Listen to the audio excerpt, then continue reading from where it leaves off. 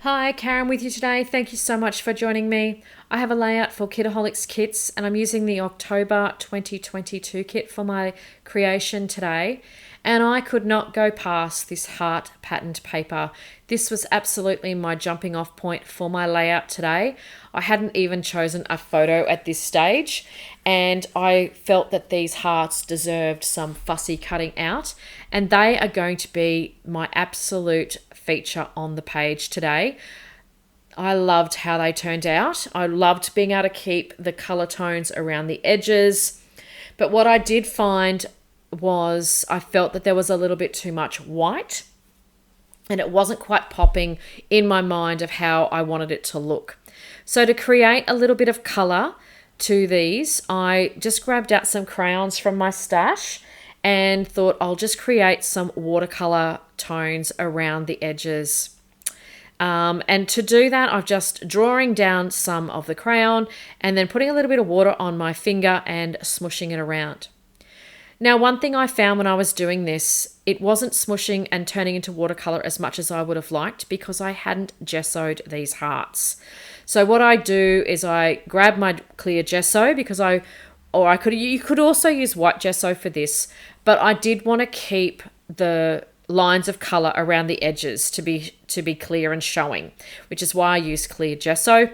And just put your clear gesso all around and waited for that to dry. And once that was dry, I could then draw around the shape of the heart and then create some watercolor tones on the page.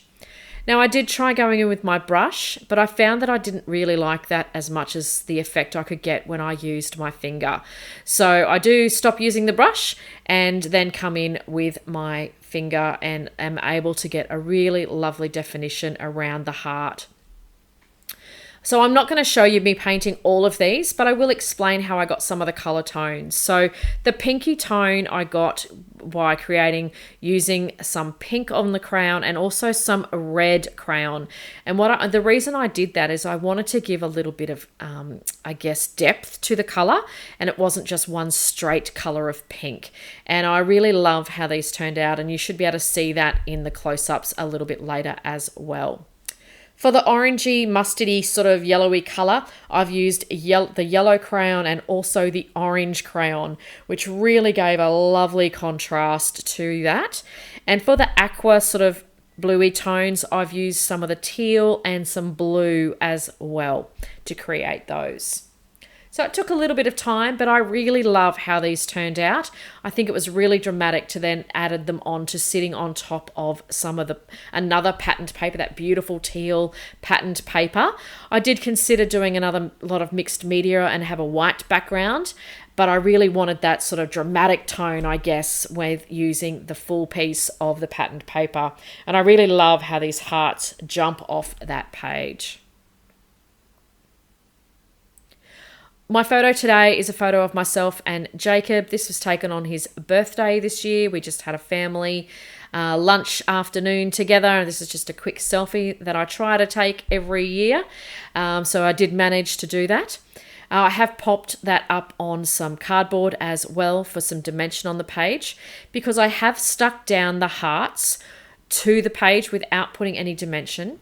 Although what I did do is I did not glue around the entire component of the heart. So when you see the close-ups, you will see some of the heart is lifting off the page. So it does give a little bit of dimension as well, which I know will disappear once it goes into an album, but that doesn't bother me in the slightest. To create that little tag on the either side of the photo there, I've just used one of the stickers from the sticker sheet. I popped it onto a piece of scrap paper and fussy cut that out because I wasn't sure where I wanted it to go. So I love being able to create stickers and just turning them into ephemera pieces basically. And then just popped it on both sides just to give a little bit of dimension against that photo. It was around this time when I kept experimenting with all of the ephemera pieces that I felt they weren't quite matching well enough with the hearts that I'd created. I felt I needed more hearts on the page.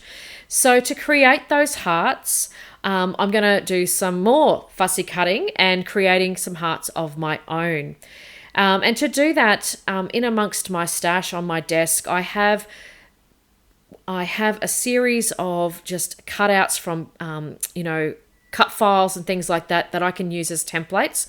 I am not a good freehand drawer, so I love having these little pieces that I can keep just close by. I've got hearts and stars and clouds and all sorts of things that I can use to create different shapes, etc., for my layouts. Now, to do that, what I did is I've just fussy cut out all those hearts using the main colours, so the pink, the yellow, and the blue tones. I also have, just for a dimension, so they sit off the page, I did add some of the crayon around the edges with a little bit of water as well. It's a little hard to see right now, but you will see that in the close-ups. It just gave them the ability to be sort of a little bit more dimensional across the page and gives them a lift from the patterned paper that's underneath.